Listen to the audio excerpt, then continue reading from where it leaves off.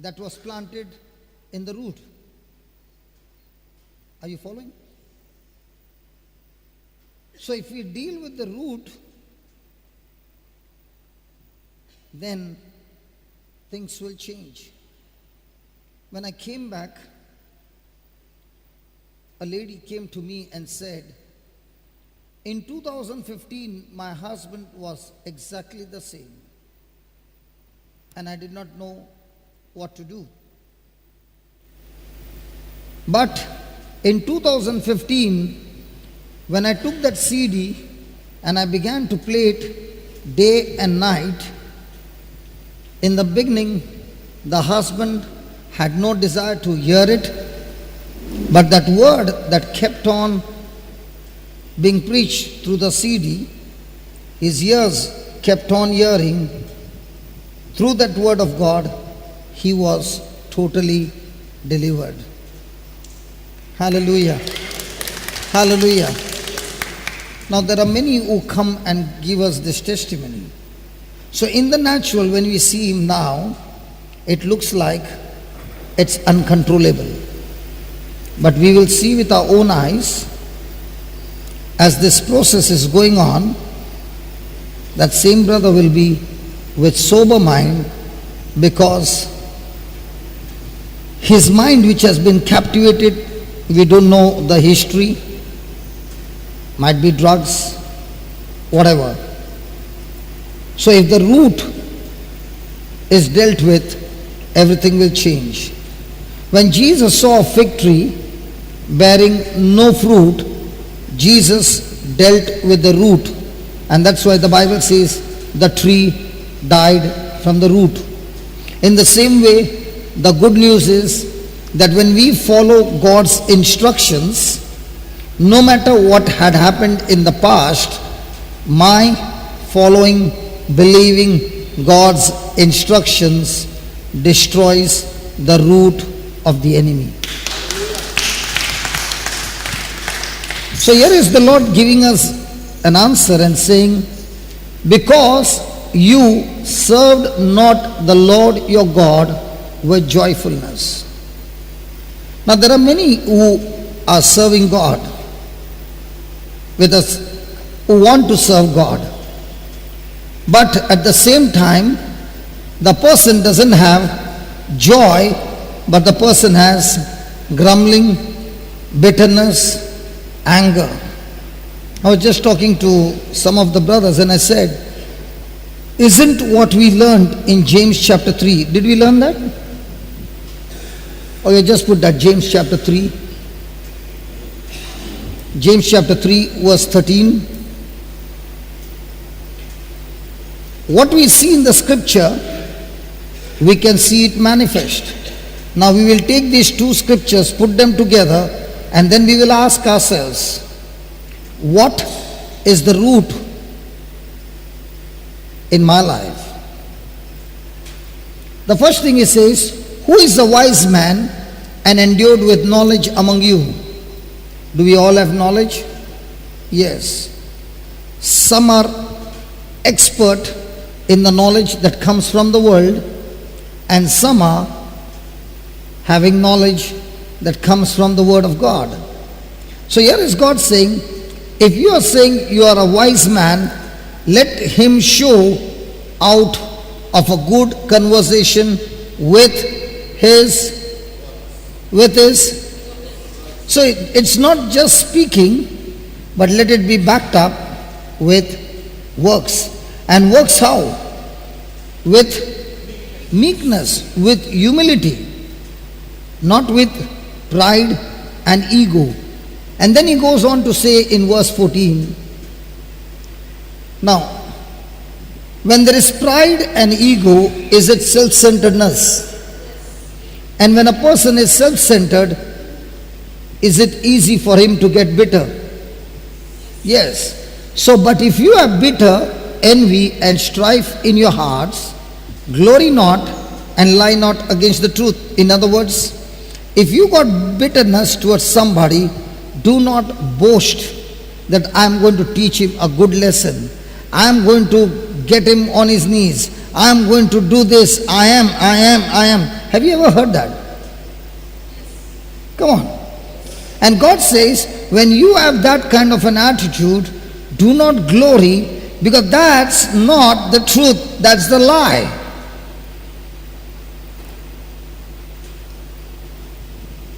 He did this to me, I will show him.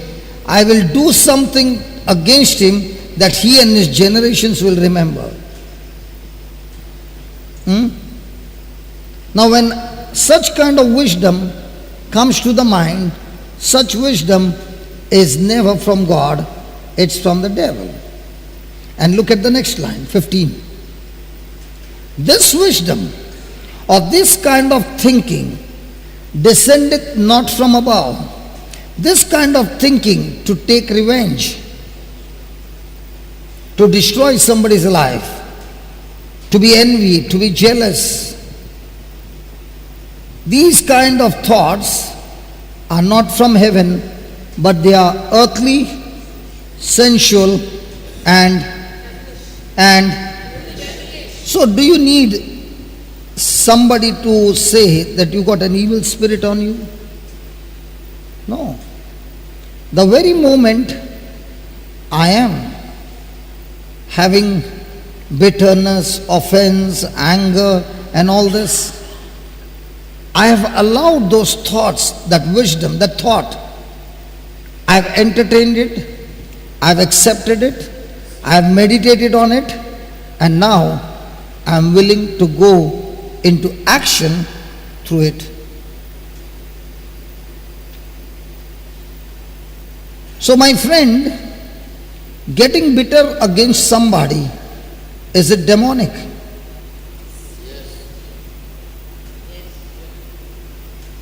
Can I put a smile on my face on the outside and have this bitterness inside me? So whom did I allow to have a hold on my life? So do I need somebody to do black magic or any kind of magic? No. The very moment I turned my thoughts to negative things that have happened in my life, and I'm not willing to forgive, that unforgiveness has opened the door for demonic forces not only to have a hold on me, control me, and lead me to destruction. That's why it's extremely dangerous to have bitterness in a life. Yes, you might get angry and you might lose control, but do not stay there. Humble yourself, ask God to forgive, ask the person to forgive. Whether he forgives or she forgives or not, that's her problem. But you set things right from your side.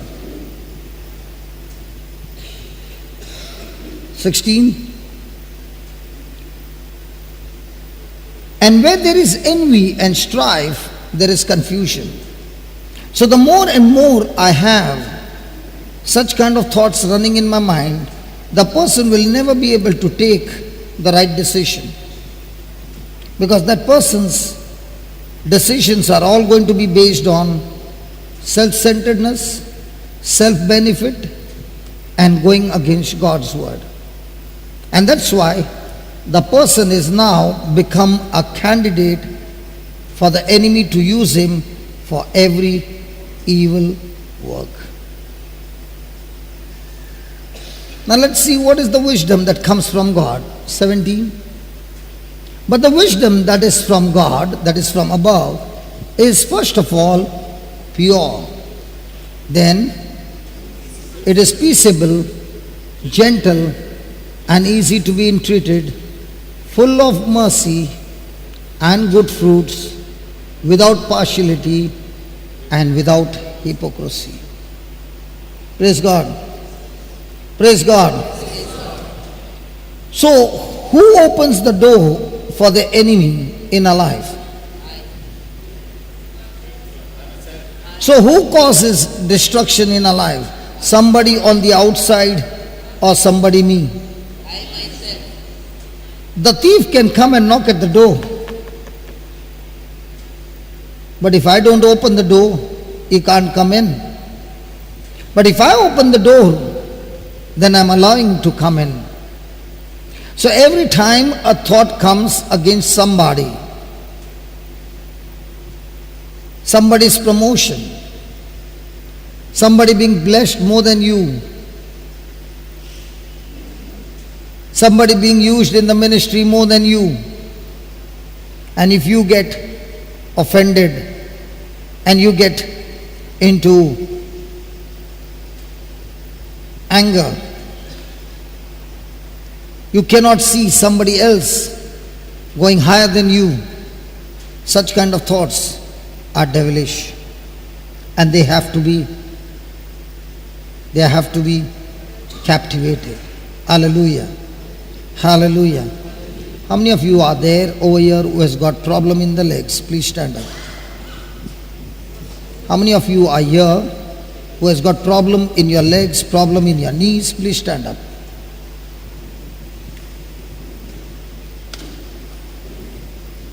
Now those who are standing, please close your eyes, and you'll be amazed with the healings now. Just close your eyes. Do not pray for the healing of your legs, but search and ask Holy Spirit to help you search your heart and mind where you are bitter towards somebody or many people. Ask the Holy Spirit to help you and tell the Holy Spirit, Lord, help me to forgive these people. Because now I learnt from the scripture that when I'm bitter, offended, full of envy, full of jealousy, Lord, your word says that it is earthly, sensual, and devilish. So, Spirit of God, help me to get out of this demonic power. Help me, Lord, to get out of this demonic power.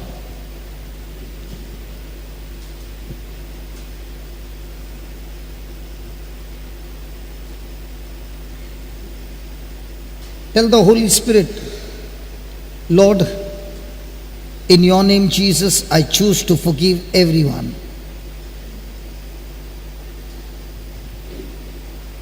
Forgiveness is from the anointing of the Holy Spirit. Unforgiveness is the power of the devil to block you from what God wants to give you.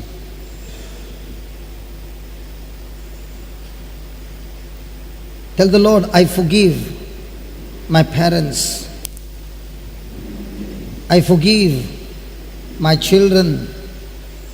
I forgive my brother, my sister who has hurt me, my in-laws, my spouse, whoever. Lord, I choose to forgive. And as I forgive, O Spirit of God, it is you who is giving me this power to forgive. The same power by which Jesus said on the cross, Father, forgive them, for they know not what they are doing. I'm saying the same words first of all to me. Father, forgive me. Forgive me even though I received so much of forgiveness from you, but yet I had so much of unforgiveness towards others.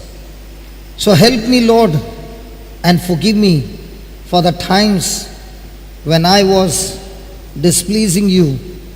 There were times when I knew that I was displeasing you. And there were times when I did not know that I was displeasing you. And at the same time, Father, help me to forgive everyone unconditionally.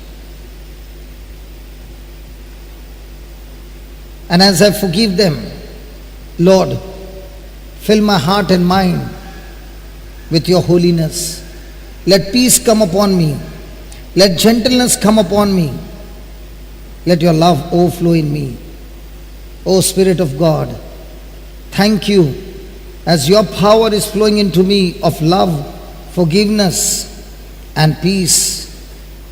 Every infirmity from my body is destroyed and I am set free. I am set free. I am set free. In the name of Jesus, I am set free. In the name of Jesus, I am set free. In the name of Jesus, I am completely set free. Thank you, Jesus, for the anointing of love. For the anointing of love. I love you, Jesus. I love these people, Lord. I bless these people, O Lord. And I ask you to bless them, O Lord. In the name of Jesus, they are set free. In the name of Jesus, all these people who hurt me, whom I hated, they are all set free. In the name of Jesus, we are set free. In the name of Jesus, we are set free. Amen. Amen. Now move your legs and check it out. We did not even pray for the legs to be healed. And you will be amazed that all the pain has left you. You can move your legs. You can start walking. Yeah, you don't need the chair. You don't need the stick. Jude, just walk with him. Take that stick away from him. Yeah. Yeah, all the others. Come on. No pain? No pain? No pain? Is it there? How many of you experience the healing? Lift your hands up. Okay. Praise God. And those who lifted your hands up, please sit down. Can we give the Lord a big hand? And those who lifted your hands, please sit down. The others keep standing. The others keep standing. The others keep standing. Jude, is he walking? Yeah, keep walking. Grandpa, keep walking. Yes, like a soldier. Very good. Your legs are loosed. Now. Again, close your eyes. Close your eyes. And say this. Lord Jesus, I believe you have set me free from the spirit of unforgiveness. I receive you. I receive your love. And I choose to love everybody. Bring those people before your eyes and start saying, Jesus, I love this person. I commit to you. Lord, I'm going to pray for this person. I'm going to bless this person. No more hatred towards this person, Lord. And as you are saying, the Spirit of God is setting you free. Open your mouth and say it. Thank you, Jesus. Heavenly Father, in the name of Jesus, I receive a creative miracle. A creative miracle in my body. My whole body is recreated, completely restored in the name of Jesus. Thank you, Jesus. How are you feeling? Yeah. How are you feeling? Good? Absolutely good? Yeah. You don't require the stick anymore. Good. Yeah, please sit down. Yeah. What happened to you? Hold on, I did not tell you to sit. Free? Yes, yes. What about you? Free. Yeah, what about you? Free. What about you? Free. Free. Free. Free. Free. Thomas? Free. Sit down. Praise God. Come on, let's give the Lord a big hand.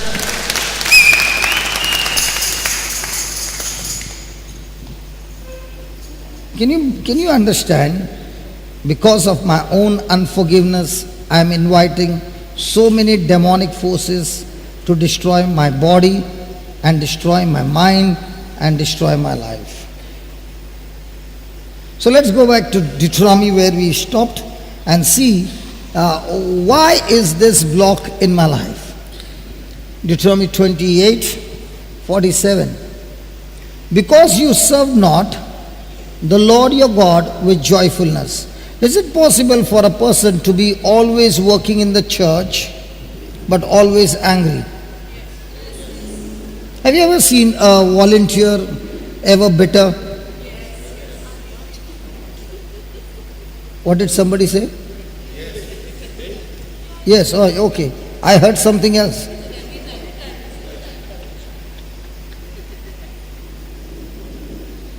You are on camera. Hallelujah. So, if a person is serving God in the church but at the same time bitter, is he going to do something good or is he going to be confusing everybody? I'll share with you one incident that happened. My early days, I did not have a vehicle that time, I had only a bike. So I used to borrow a person's car, put the sick people from Daisar, collect people from all those who are sick, take them to Chembur where father was there, and after the mass used to be the counseling time. And the ones who are coming first will sit on the chair. Okay, then turn by turn like this it will go on. So there was a lady who was there with a badge.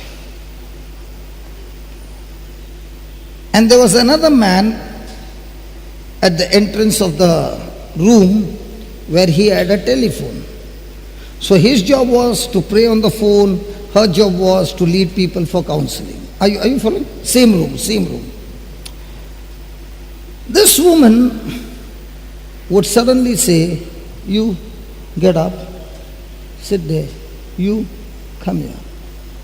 And she would shuffle. Now, what do you think people would do? Now you are sitting there for half an hour and your number is about to come and she puts you 3 rows behind and somebody from there she puts it here. Before going for counseling, the maramari, the fighting has already started there. Correct? And this man on the phone is praying for peace for everybody, and every day this episode is happening. So I have taken about 10 people in 2 cars and they are all in a queue and I'm sitting there. How many of you believe, how many of you have experienced this? When you bring a big group, your chest comes up. Nobody. Fellas, all humble people here. In those days when I used to bring 10, sometimes 17, 20 people, no? My chest, my arms all out. Sometimes the buttons used to tear and Are you following what I'm saying? So I'm with my chest out and there's a seat, I sit over there. And this man on the telephone, he's looking at me and he's saying, I'm feeling so sorry for you. What did he say? I'm feeling so? So I said, why? He said, I'm feeling sorry for 2 people, that lady and you. I said, I don't understand. So he said, I want you to keep your eyes fixed on that lady. Don't talk, don't think, just look at her for the next 5 minutes. So I'm watching. And she starts her job. And he says, now tell me, the person who was in front went behind and the person behind came front. Who will be happy and who will be angry? Correct? Now you watch as the turn goes on, each one will be fighting with her. And now what she'll do? The one who was put behind is brought again in front and that one is put back. So by the time the person goes, it is in order. But to keep the time pass, she keeps doing this. So I went to Father and I said, Father, why have you put this lady over here? She is irritating them, and when I don't get the call, I keep looking at her and I lose my patience. Father turned around and said, this lady I put not for the people but for you. Because you have to learn patience through her. You have to love her. She has a problem. She has a problem. I know she has a problem. But can you love her? Can you ask people to love her? Then I said, what about me? Why are you feeling sorry for me? He said, I'm feeling sorry for you because, how old are you? I said, 33. And I'm wondering what will happen to you after 5 years. I said, why, you got some prophecy? No, looking at you, bringing 15 people, 18 people here. For what? Now, if a person says that, don't you feel he's jealous of me? Come on, come on. Come on, my chest which had come up is gone in now, okay? And I'm feeling, this fellow is jealous. I can smell that jealousy. And he turns around and says, as a father, I'm talking to you, son. If you bring these people here and it becomes your habit, all your life you will be the same. Instead of that, take my advice. You come here and you learn to fish like father is fishing inside. You learn to fish. You don't have to bring them here, no. You can give them the fish in your place. You will flourish. Your business will flourish. But if you will be a fisherman,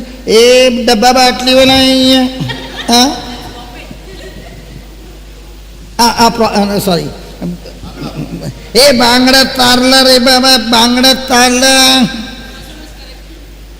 All your life you will be remaining like this. So I said, what should I do? He said, whatever you learn over here, practice it in your life and go and teach somebody there. I guarantee you, I'll pray for you. When I meet you next week, you will say, the person whom I was supposed to bring here, I did the same what I heard, and that person got blessed and healed. Let's make a deal. I will pray for you. And that's how he changed my mind from carrying bangda tarla paplet, now carrying the gospel of Christ.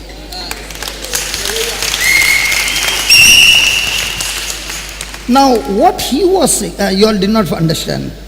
My sisters from Sri Lanka. I was carrying sardines, mackerels, pomfret and selling the fish. So he said, don't take the fish from here and sell. You yourself cast the net and be a fishers of men. Hallelujah. Hallelujah. So this is a place where you come to learn to fish, and then you go to your respective village and do fishing in your village yourself. Amen. Hallelujah. So, was there a chance for me to get offended? Oh yeah. In the beginning, did I smell jealousy? Because my thinking was something, his thinking was something else. Now, was that lady serving with joy? Now, when this man told me this, what happened to my joy? Now, was I serving with joy or was I serving for my glory? Did you all understand? See, when you touch many lives, then you come and say, I went there and I did, and then I prayed, and then I. And God says, if that I is there, then you are already in a mess. Servants of God, we serve the Lord with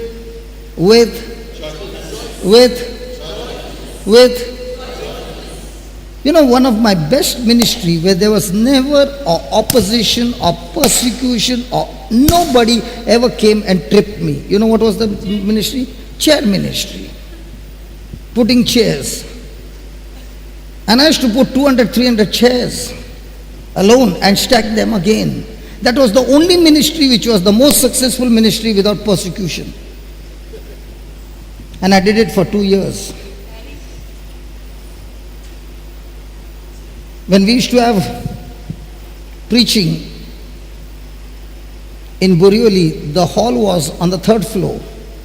And my job was to carry 25 chairs from the ground floor to the 3rd floor and the others used to put it. Because I had learnt a skill. I can carry 25 chairs in one shot. God trained me. But when I was doing that, never was I grumbling. And every time I was laying the chairs, I should say, every chair that touches my hand, whoever sits on it receives the anointing and his life is changed. So I was enjoying my ministry.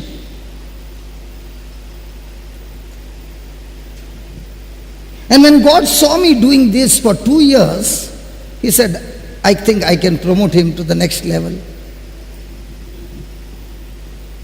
Those who have been in the ministry in Goa right from the beginning, they would see me putting the sound system, the speakers, sweating all over. And when people would ask, when is that brother coming? He's coming, he's on the way. Okay, let me put the speakers and all that. And then when everything is over, and then they would see me and they would say, isn't he the same? So when I started in Goa, I was the driver, I was the loader, put the speakers in the sound system, and then with that sweaty shirt, go and stand there and preach the word of God. God looks at a heart condition.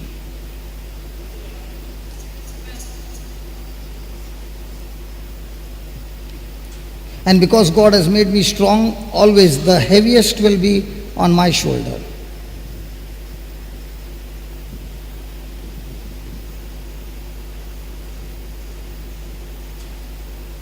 Serve God with joyfulness.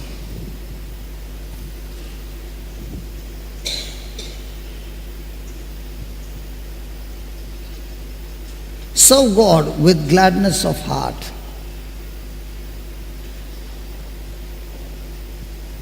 Do we do that?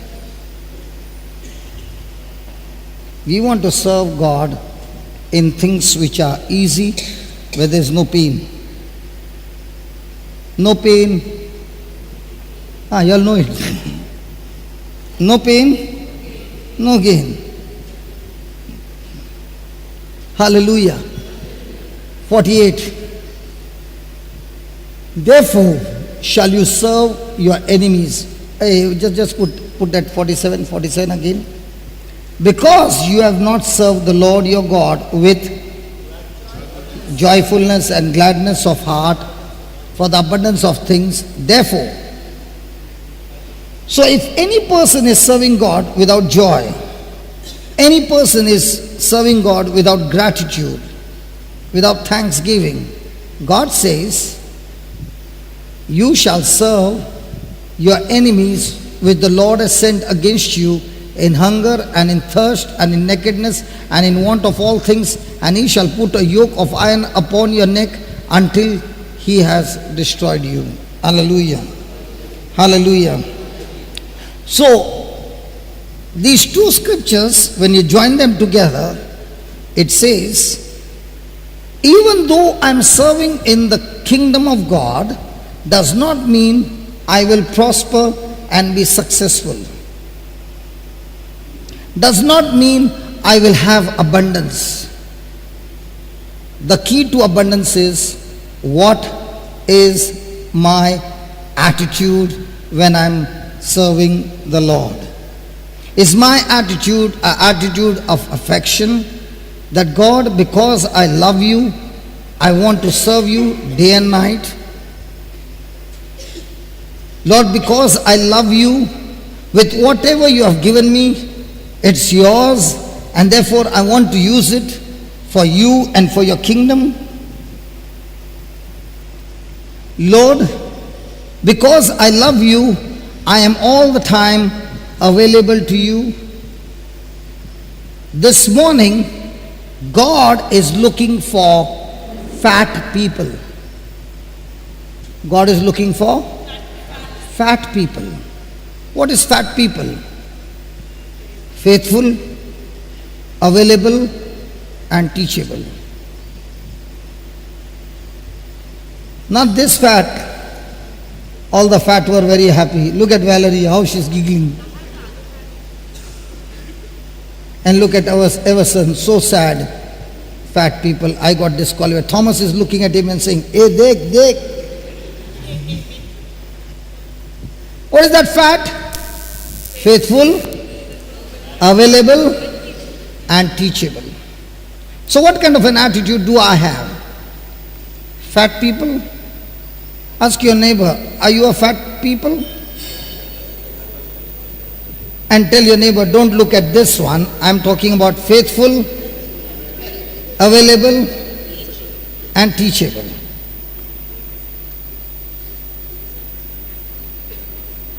We know this turning behind and saying, I am not only fat, I am fat. Hallelujah. Hallelujah. So the fat people are people who delight in God and are always committed to God. So for me to experience God's abundance, God's presence, God's blessing, and more than overall relationship with God, the first question is, am I faithful? Is God looking at my sacrifice, or is He looking at my faithfulness? Hey, He is more interested in my faithfulness. He is more interested in my availability. Whoever you are, however dumb you are, no problem. But if you can make yourself available to God, God can turn any dumb person into a mighty man of God. If you don't understand, look at me. I am an example. Available.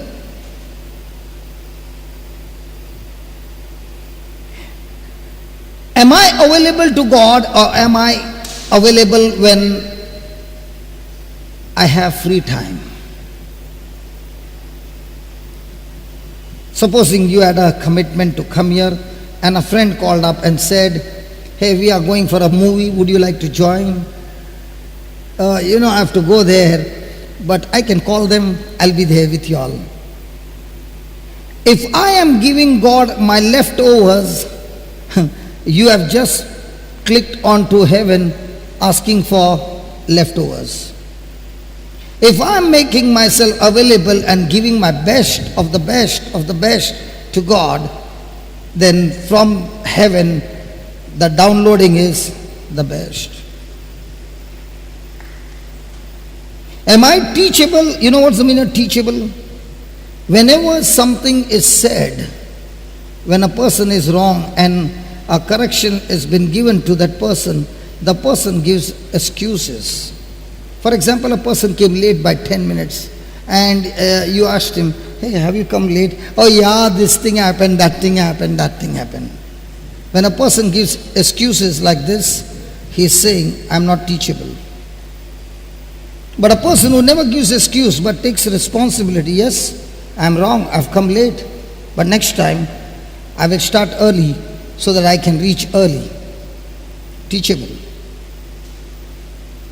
And God is looking for teachable people.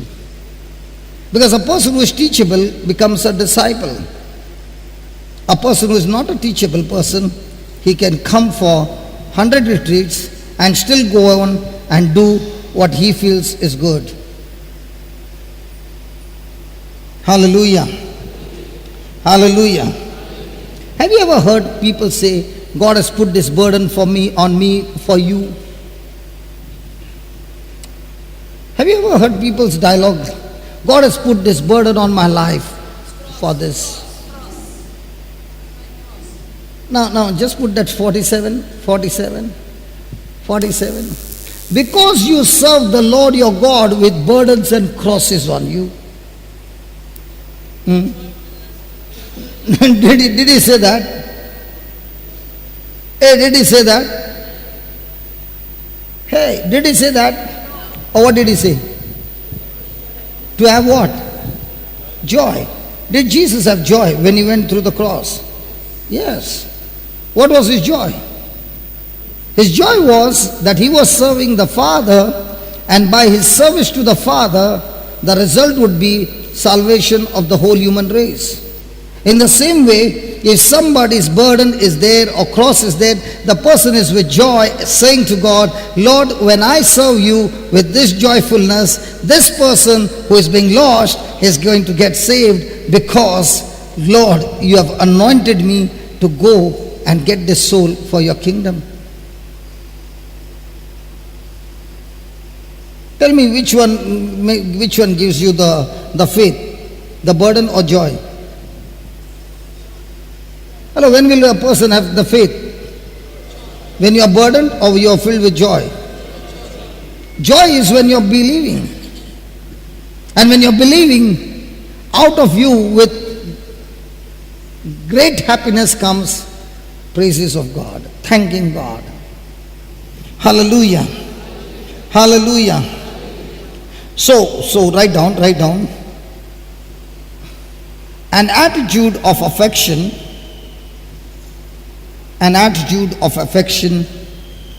towards God will determine our success. Will determine our success. So what's the key to success? A heart of affection, a heart of gratitude, a heart of thanksgiving, a heart of praise. And this praise and thanksgiving will come when my eyes are fixed on God, that He is able to do it. He has the capacity to do it. Amen. Second one, affection is, what's the definition of affection? Affection is a delightful commitment. Affection is a delightful commitment to serve God out of love. Affection is a delightful commitment to serve God out of love.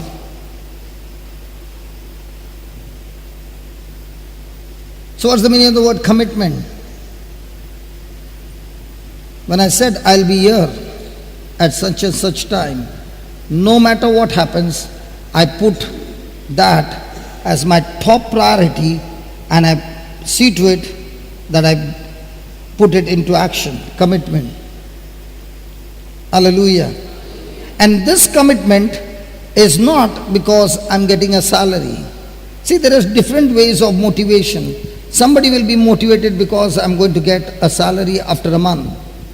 But this kind of motivation when I'm coming to serve God is not based on my benefits, but it's based on love. Now yesterday I told you all I'm leaving, right? Do you think my body would have agreed to go to Madgaon? Come on, I'm asking you. No. The body might be saying, come on, it's only half an hour more and then it's going to close down. And there comes another job, an emergency. And I meet this lady on the left and I say, have you been attending any of our retreats? She said, yes. And my testimony is that I never had children. I came only once and I got pregnant and then I never came. She has got a 10-year-old child. In those days we used to go to Fatoda church. She came only once. She came for what she wanted. She heard it and she got a baby. But I go on the YouTube and hear the word every day. Hallelujah. Hallelujah. Thank you, Jesus. So by the time we came, it was 1:30. And I don't know whether those boys who are here, till 3 o'clock, I'm studying for the next day. Now, is it by force or is it out of love? If you do something out of love, if you don't understand what I'm talking about, ask a mother when a baby is sick what love can do.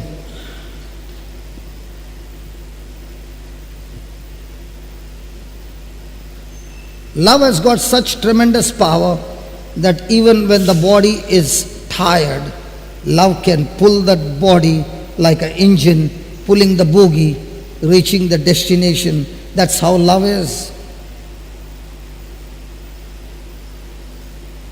Is it right? So he's saying when we serve God, let's serve God only because I love Him. Let not other things, other benefits try to motivate you. So write down. Did you write down? Affection is a delightful commitment to serve God out of love. Next one, we cannot continue to look. We cannot continue to look. We cannot continue to look at serving God, as a burden, serving God as a burden, and expect His blessings,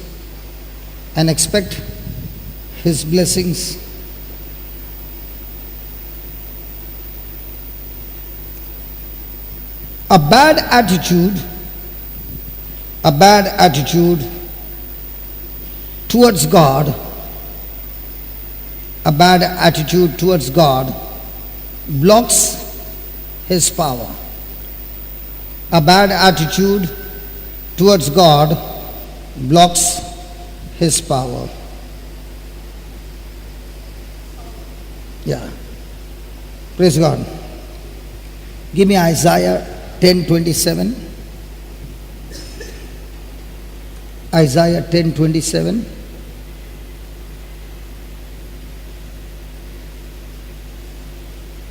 Please, let's read it. And it shall come to pass in that day that His burden shall be taken away from off thy shoulder, and His yoke from off thy neck, and the yoke shall be destroyed because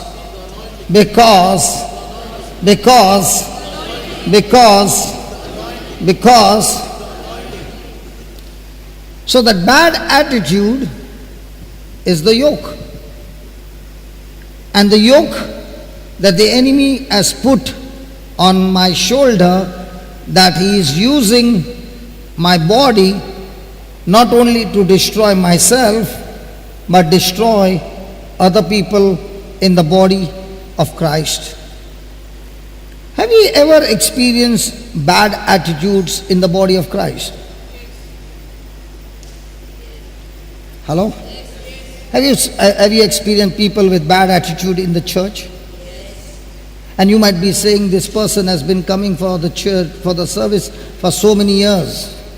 Especially, my brothers or sisters who are a volunteer, and they'll say, brother, can you please come and sit in front? And that person is coming before that person can look at the altar or anything. That person is first looking at the fan. Yeah, Valerie is saying, yeah, I know, I've experienced that. Okay. Now Valerie is telling somebody, can you please go in front? Valerie, what are the comments that you get?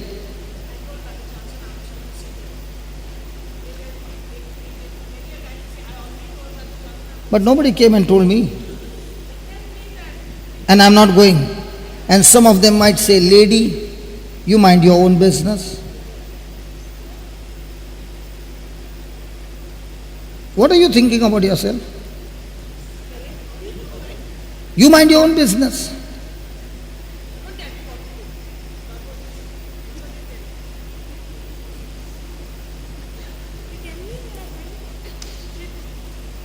Don't make me annoyed. Where? Church. Now such kind of bad attitude can be destroyed only with what? The yoke. Has to be destroyed through the anointing. Now why is this person doing it? because the person has been blinded.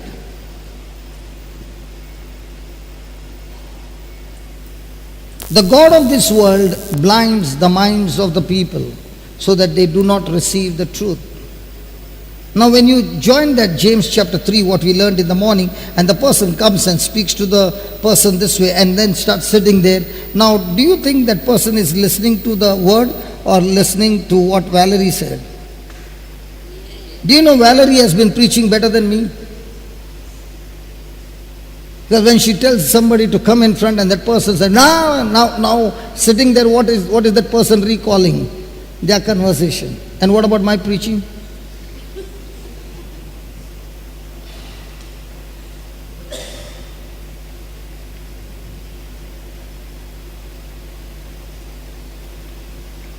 Hallelujah.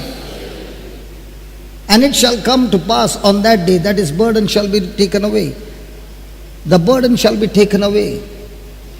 How can the burden be removed? You can't remove it.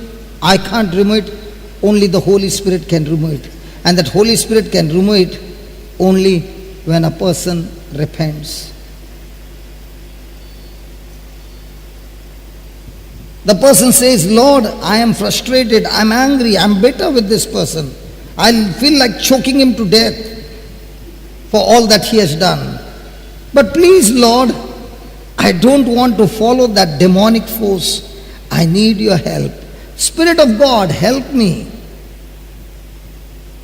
Spirit of God, help me. And when you cry to the Lord for help, praise God, the anointing will remove the burden and destroy the yoke of the enemy. Praise God. So in the natural, a person can put good hairstyle, good clothes, some color on the hair, color on the face, everything, and look nice, praise God. Physically, when the person passes, the other person smells good. Spiritually, with all the pride, the ego, and all that, loaded with all that, the person is walking this way. And that person comes to listen to God's word and begins to realize that my life on the outside looks smelling good, but on the inside, even when I open my mouth, spiritually, I'm stinking inside with pride. No matter how much I'm trying to make myself beautiful, I am so ugly on the inside that when people look at me, they look in the beginning very attractive, but when I open my mouth and they see my fruit, everybody runs away from me. And then I come to a conclusion, nobody loves me. Nobody cares for me. I am feeling lonely.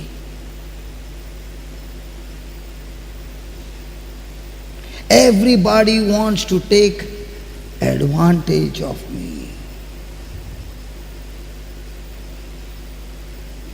Now when the person comes and realizes they are running away from me because I am the problem, I need to change. And the person repents. Again, repentance means changing my thinking, agreeing to God's word, asking God. Yesterday we learned Romans 7. Did we learn that? I want to do good, but I end up doing the very thing that I hate to do. I do not understand. With my heart, I want to serve God, but with my mind, I rebel against God. I find myself a captive in my own body. What a miserable situation is mine. Who will save me from this body of death? Thanks be to Lord Jesus Christ. And when you call out to Jesus and you say, God, I want you to deliver me from this area. I do not want to continue in this area anymore. Asking His help. Only the anointing of the Holy Spirit can set us free by, first of all, removing the yoke, removing the burden and destroying the yoke of the devil. Hallelujah. When the yoke is gone, that same person when you meet now, the same person is, the person's behavior has changed. The person's attitude has changed.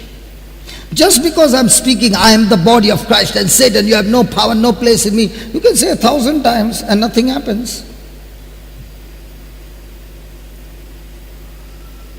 But if you really say, God, I want you to destroy the yoke in these areas, please help me. Now what are you saying? I'm depending on you. And you say the same scripture over and over again. You will find after a few days, those things that were bothering you, those things that were made you slave for years, now you don't even have desires of them. He has destroyed it completely. Amen? So write down, a bad attitude towards God blocks His power. A bad attitude towards God blocks His power. We need the power of God. We need the power of God. We need the power of God because it removes burdens.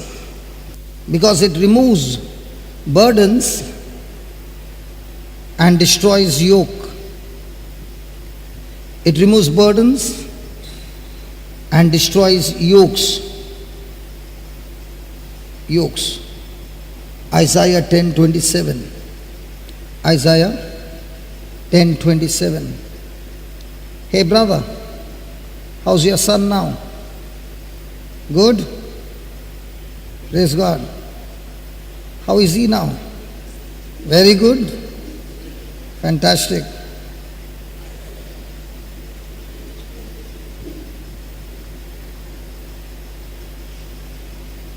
The yoke of the devil is destroyed through the anointing. That's why when the word is being preached and then we take a small song, why are we taking that song? Is the music going to destroy the yoke? No. The lyrics at that time is very important. And when you are speaking those lyrics, you are saying, I heard what you said, Lord. I believed it. And now with that understanding, I'm speaking these words of faith. It's not a song. It's a word of faith. And when I'm speaking this word of faith, I'm asking the anointing to accomplish it in my life. Now this anointing,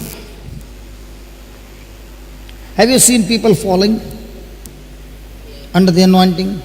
Have you seen people not falling? So the ones who fell got anointed, the ones who were standing straight never got anointed. I will tell you a real incident that opened my blind eyes. I used to have a Bible study at Warsaw, and every Saturday we would meet in the afternoon in the church hall. Many people would be there for that Bible study, and we used to actually study with notes, so the students were the same. And the class would be here, and right behind there used to be a pole, and a person used to always come, never come in the beginning of the class, would come in the middle of the class and sit behind. And when I'm preaching, he would be like this. Never gave me a single smile for 3 months. Never spoke a word to me. He would be only looking at me like this. Like a police officer is come to see what I'm doing.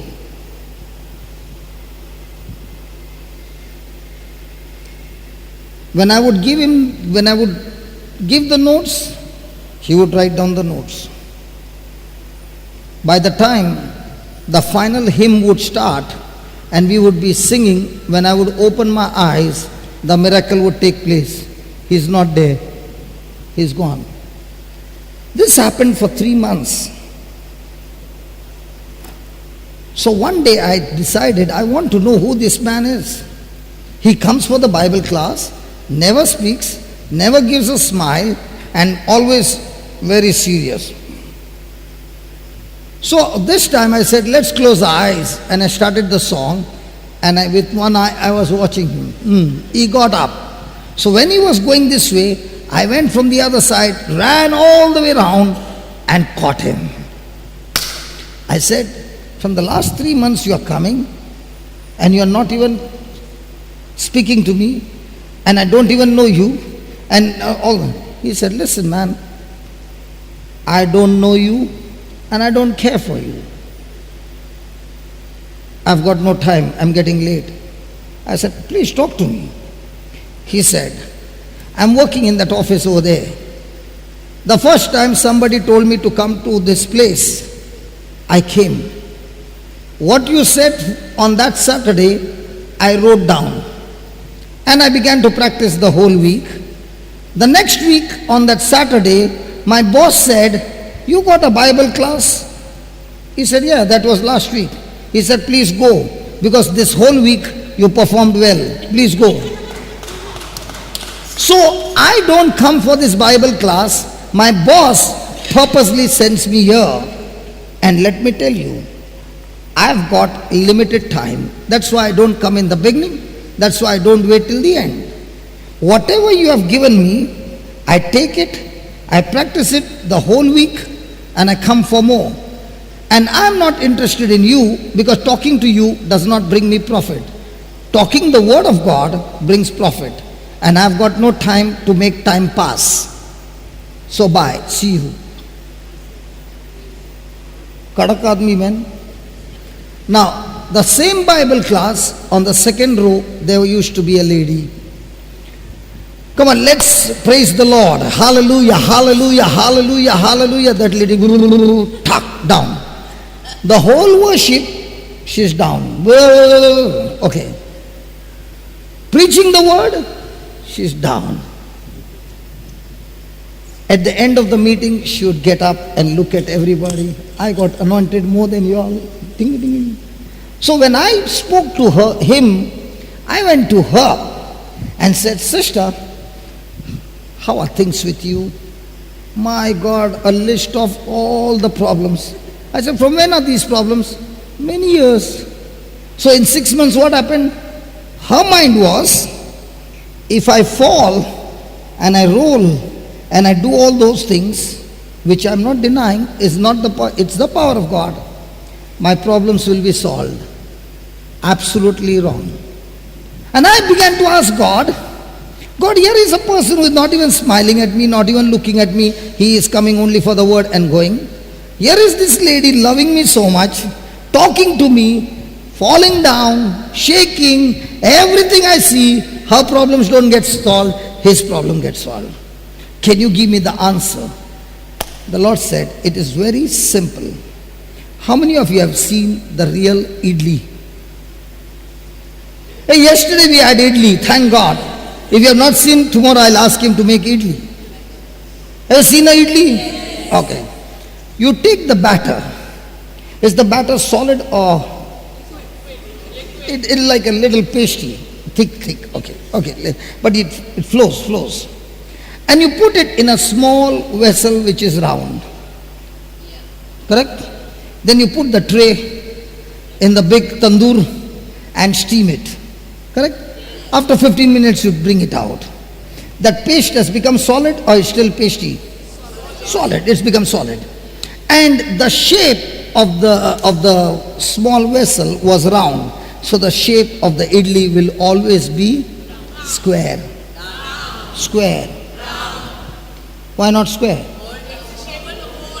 So the Lord said, when you are worshipping me and praising me, I have taken your hardened heart, melted it, and made it soft.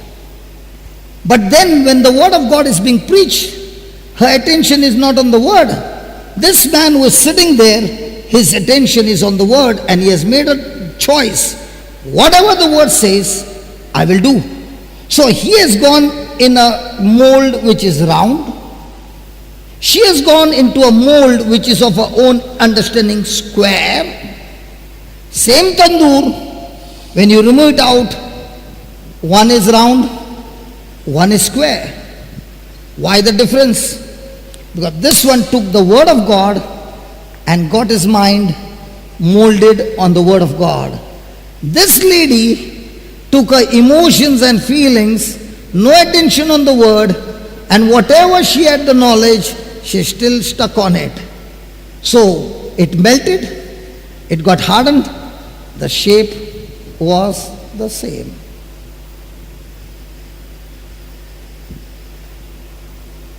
We can have a song for 1 hour.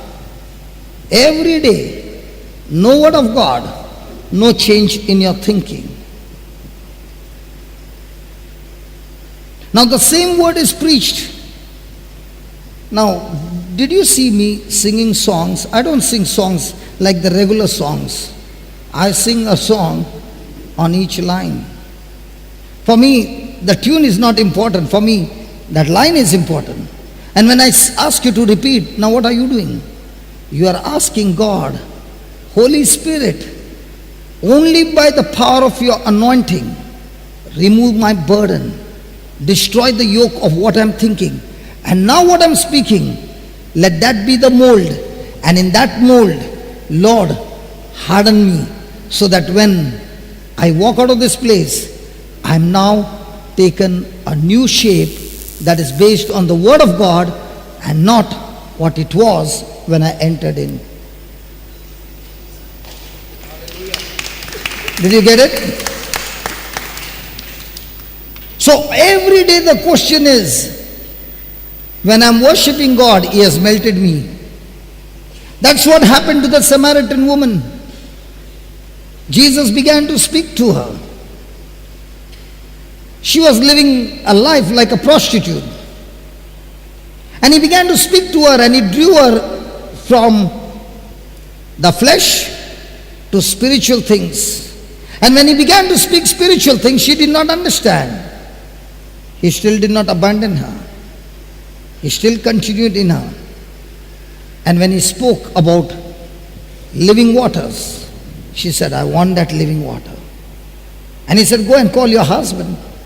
She said, I don't have a husband. And Jesus said, yeah, I know you don't have a husband.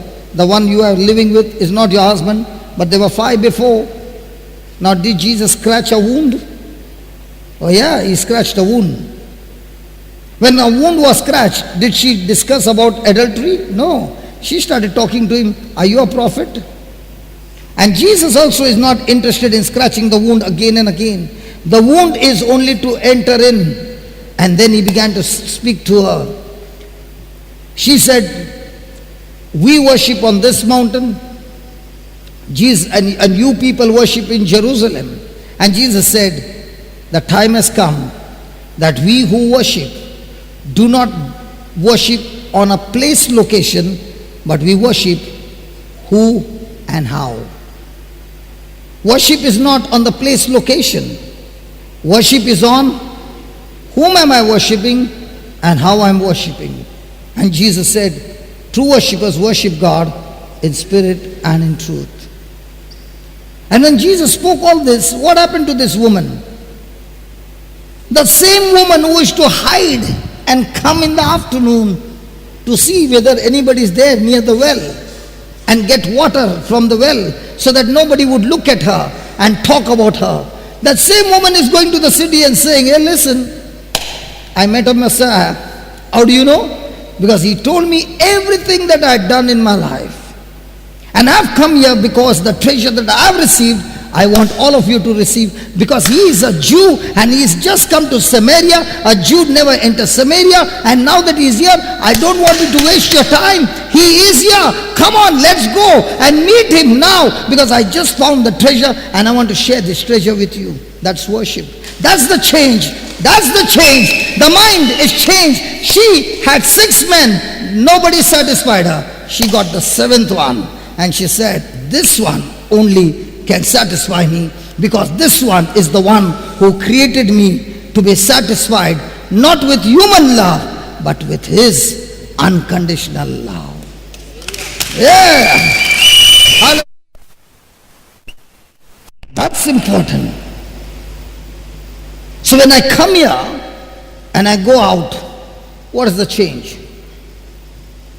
And that change comes when I ask the Holy Spirit to anoint me. Because it's only by the power of God such burdens can be removed.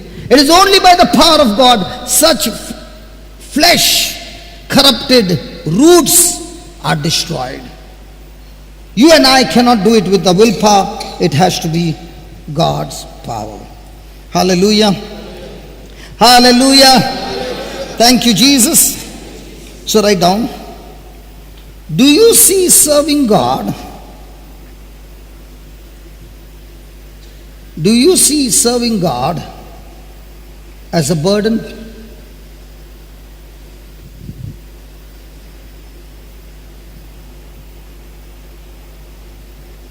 Do you see serving God as a burden?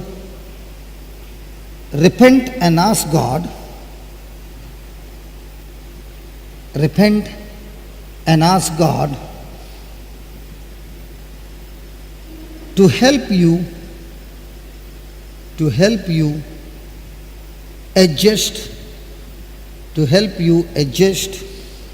your attitude,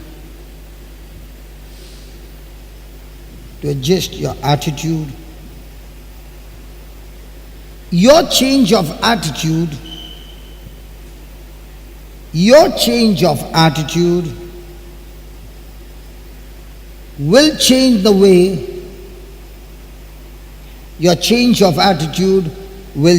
the way you feel about serving God.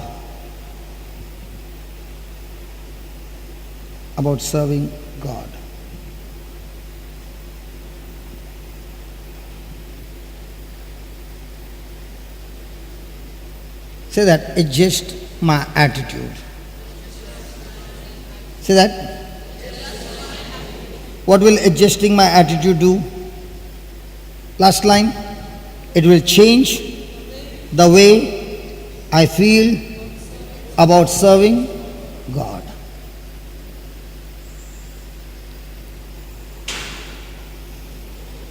Let's go to the book of Acts.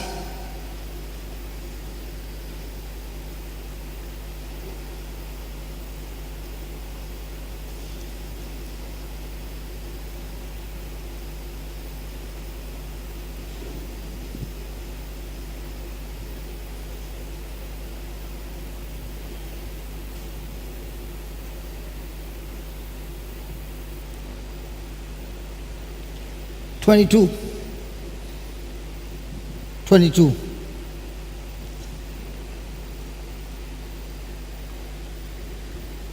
Are you ready to change your?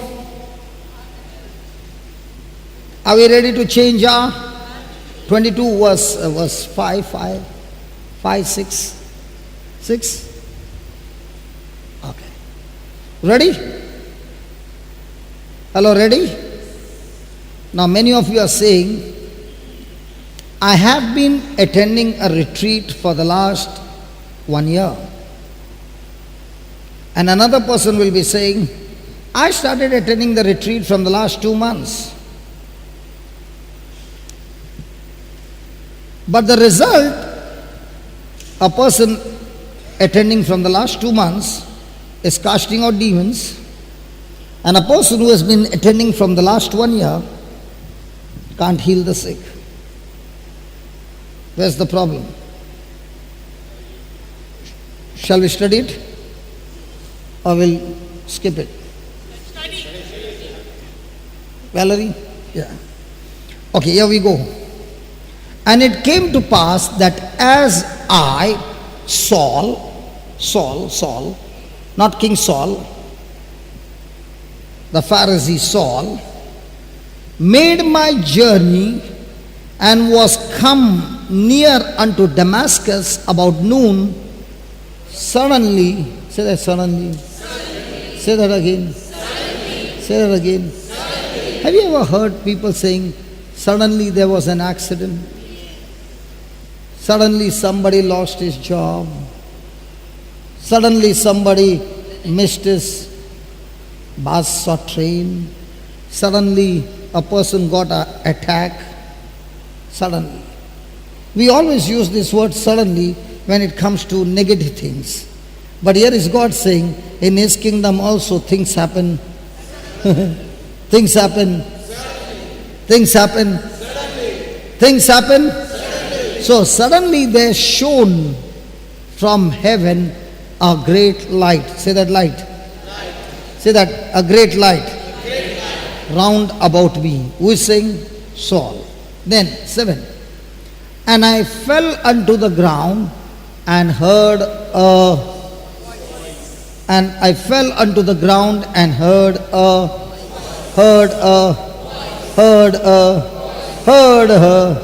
voice saying unto me, Saul, Saul, why persecute you me?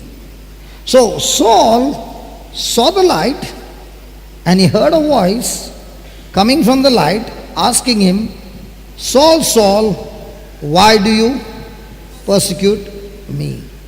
Now was Saul serving God? Oh yeah, he was serving God. He was serving God. Listen, he was serving God. He was a Pharisee serving God. 8. And I answered, who are you, Lord?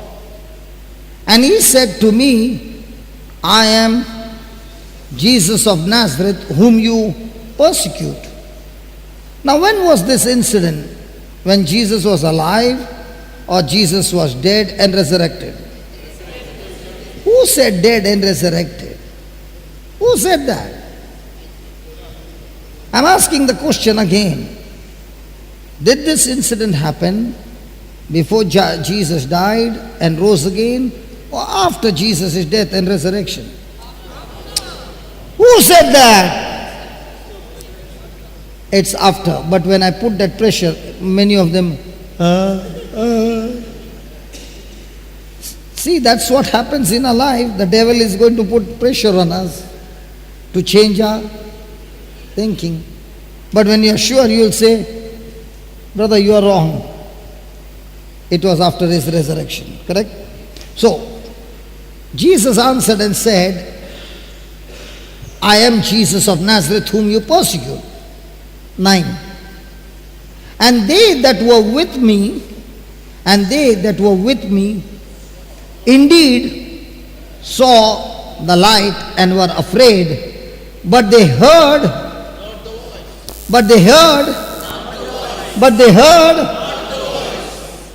that spoke to me. Now, how many of you seated here can see that scripture with your eye? Lift your hands up. No, I don't want to say all. I want to see, because when you are lifting your hands up, heaven is watching. How many of you can see that scripture with your eyes? Lift your hands up. What about you two behind? Good. Hallelujah. Hallelujah. Now, the ones who saw that scripture with their eyes are the ones who saw the light.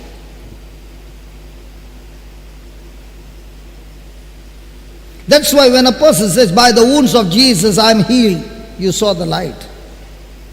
The people who were there with Saul, they saw the light, but they did not hear the voice, and therefore they did not get changed. They were still the same. But Saul was the one who heard the voice, and when a person hears the voice, that voice of God brings forth the anointing that removes the burden and destroys the yoke of the devil. Let me give you an example. Did Noah hear the voice? Did he build the ark? Did Abraham hear the voice? Did he become the father of many nations? Did Isaac hear the voice? Did Jacob hear the voice? Did Joseph hear the voice? Did Moses hear the voice? Every person who is there, a hero, written his name in the Bible, were ordinary people like you and me, but they heard the voice. Now the question is, this voice came from where? From the light. Saul saw the light. The people also saw the light who were with him on his way to Damascus. But Saul was the only one who heard the voice coming from the light. So if a person wants to hear the voice of God, what does he need first? The light. Because if the voice came from the light, if I don't have the light, forget about the voice. And what is that light? The Word of God. Okay, let me put it this way.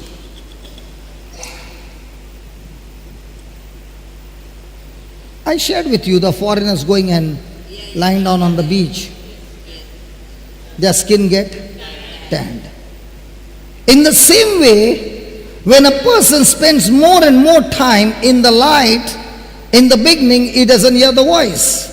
But the more and more he makes that pressure and makes that effort and makes that labor to remain in the light, there comes a time from the light comes the voice.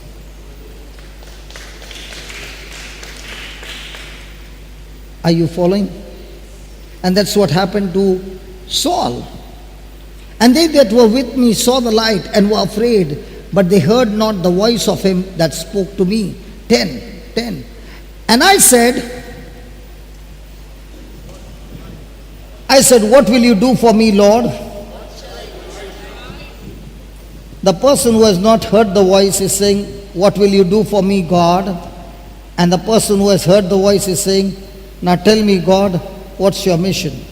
I'm ready for the journey.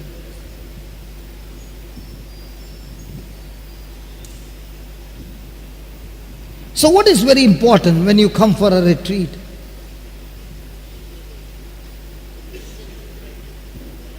That I must hear the voice. How many of you, when you were sitting and the word was spoken, and when the word was spoken, you heard a voice from within talking to you, and tears just started rolling down, and you don't even know why you're crying? Deep down your heart is breaking and you are convicted of your sin and you're saying, God, that's me. You just spoke out of his mouth, Lord, I am going through that and I now understand that I need to change. Every one of us seated here, somewhere or the other, have heard the voice. But after hearing the voice, we did not remain with the voice. We once again heard the voice of the stranger, got into temptation, and went back to our old journey. Whereas when Saul heard the voice, the first thing he said, this what I heard is not natural, it is supernatural. And I now understand that Jesus who was crucified is the Messiah. What shall I do, Lord? And the Lord said to me, arise and go into Damascus, and there it shall be told you of all things which are appointed for you to do. Then, and when I could not see for the glory of that light, being led by the hand of them that were with me, I came to Damascus. 12. And one Ananias, a devout man according to the law, having a good report of all the Jews which dealt there, came unto me and stood and said unto me, Brother Saul, receive your sight. And the same hour I looked up upon him. And he said, the God of our fathers has chosen you, that you should know his will, and see the just one, and should hear and should hear. Now he was no longer Saul. He had changed into Paul.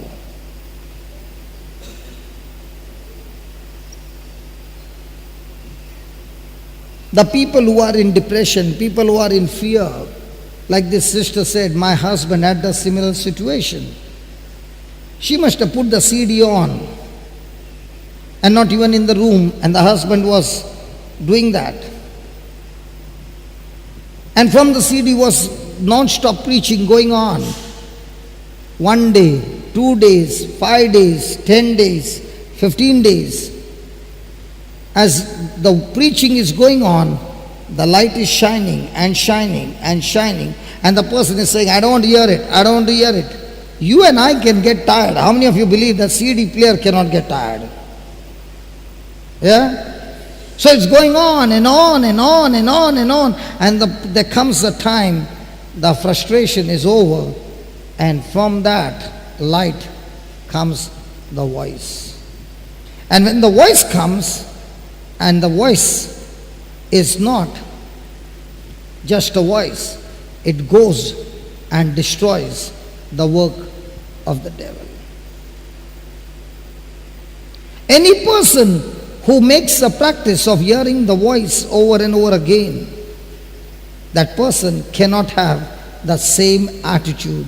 His attitude has changed. Recently I met a person, and this person had carried another person who had committed suicide, attempted suicide, to the hospital. And this person, out of love and compassion, was looking after this patient in the ICU. And when we were coming by lift, the staff members were talking that there is a patient that has come in the ICU screaming on top of the voice. Nobody can control this person for a long time. And when we go there to the ICU, the lady who attempted suicide is this side, and the other lady who is screaming on top of her voice is on the other side. So when I'm talking to her, this lady is screaming. So I go and whisper in her ears about Jesus. And I leave. What was uncontrollable, she stops screaming from that moment, and when I go to meet her again, she has started to recover. And when the person who was there saw with the eyes what had happened, the person heard the voice of God talking. You saw with your eyes. This person was uncontrollable shouting, and you also saw with your eyes the words of Jesus were spoken, and the person was absolutely quiet. When a person experiences an encounter with Jesus, that encounter can be anywhere. That encounter can be an incident, that encounter can be people, that encounter be anywhere. I'll tell you, I was coming from Pota, and they put some Malayalam movie. And you have just come from the retreat. Do you like to watch the movie? And I was sitting there and grumbling, what man, after the retreat, all this. And the Lord said, why are you grumbling? Watch the movie. I'll teach you how to watch the movie. And I said, you want me to watch the movie? I said, yeah. And now different characters are there in that movie. He began to ask me, how many times you play this role? How many times you are in this role? And when there is somebody doing some jealousy thing, how many times you were in this role? Now the whole movie became a movie of intercession, crying all the time and asking God, please forgive me. Sometimes I'm like this character is mine. Sometimes, Lord, this character is mine. Now the movie never remained the movie. He spoke to me in the bus, and the whole movie became so interesting that now it was the movie of my correction. Was I grumbling? Oh yeah. But when you hear the voice, you are crying. And let me tell you, those tears are amazing. I wish I could cry like this the whole day. It's a tears that comes from your spirit. What comes from the mind gives you a headache and body ache and all that. It's sorrow. What comes from your spirit is pure love, pure joy. And when such kind of tears come, they heal you of your past hurtful memories. Praise God. Hallelujah. Did Saul turn into Paul? When? Why do you think I keep saying listen to the CD again and again? If you don't have a CD player, download it on your mobile. Buy one cheap mobile, cheap one. Use it as an MP3 player. Praise God. Keep on hearing. And hear the same track over and over again. How many times? Till you know the next dialogue. When a person comes to know what is going to be spoken the next, now the word has entered the heart. The person will surely hear the voice. There are so many times I hear people saying, I heard the CD so many times, and every time I hear, from that CD comes a new message. Comes God speaking to me new things, and it's amazing. Is there going to be labor? Yeah. Am I supposed to invest my time? Yes. Is it going to produce result? It will produce result what you have not seen in your lifetime. So Heavenly Father, we thank you as you teach us to die to ourselves. Lord, thank you that you are teaching us that we can only serve you with joy and with gladness of heart.